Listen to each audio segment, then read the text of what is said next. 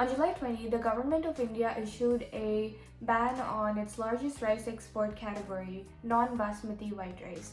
This has sent many people in the US, Canada, and anywhere else in the world to panic and stock up on rice. This video will explore the causes of this ban and the effects it has on a global scale. The export ban primarily affects non-basmati white and broken rice, like Sona Masuri for example. However, the government has clarified that parboiled rice, like only boiled rice for example, is not included in the ban.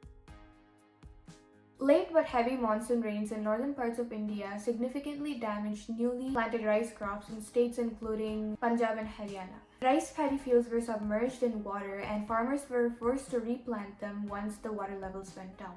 In other key rice growing states, insufficient rainfall constrained farmers from transplanting seedlings. After the weather-related damage to crops, the retail prices climbed 3% in just 1 month. The increase in prices urged the Indian government to take measures to ensure adequate supply of rice in the domestic market. In September 2022, India had imposed a 20% export duty on non-basmati white rice to lower prices and increase domestic availability. However, the effort to discourage exports did not give the desired result, and the exports for this variety of rice still increased by 25% compared to the same period a year before. The exports increased because of different reasons. One was that prices were high in other countries because of global issues like the Russia-Ukraine conflict. Additionally, there were weather problems like the El Nino weather pattern causing less rain, and other rice-producing countries also faced extreme weather conditions. All these factors contributed to more exports. With India being the world's largest rice exporter, accounting for more than 40% of world's rice exports, the ban on non-basmati white rice will lead to a significant reduction in the shipments. This will create a shortfall in the global rice market, potentially affecting countries that heavily rely on India's rice exports.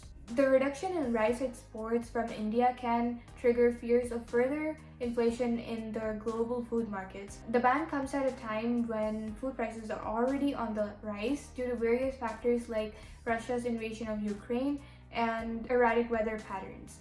As rice is a staple for over 3 billion people worldwide, any disruption in its supply can increase food prices by a lot.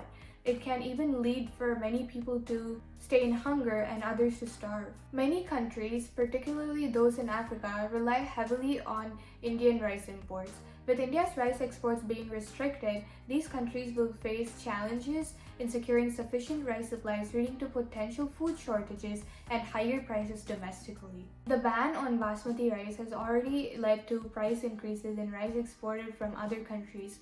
For example, Vietnam, which is the world's third largest rice exporter, saw prices soar to their highest levels in over a decade.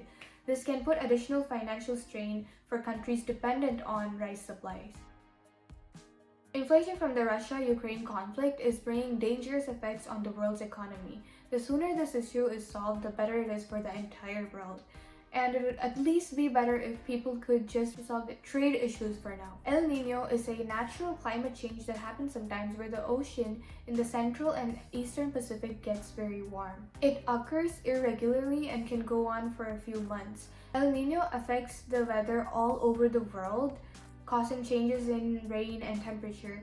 This can lead to severe weather like floods, droughts, and storms in different places. Although El Nino is a naturally occurring phenomenon, there is evidence to suggest that global warming and climate change can influence the intensity and frequency of these events. As the Earth's climate warms due to increased greenhouse gas emissions, it can affect various climate systems. Some scientific studies support this claim. However, the exact implications and mechanisms are still being researched. Whatever may be, we really need to care for our environment. In 2022, a research organization in New Delhi called the Center for Science and Environment studied extreme weather events across India. They found that for 314 days out of 365 days in a year, India experienced severe weather events, which means there was at least one severe weather event reported somewhere in the country almost every day in a year. These events caused a lot of damage and loss. More than 3,000 people died, about 2 million hectares of crops were affected,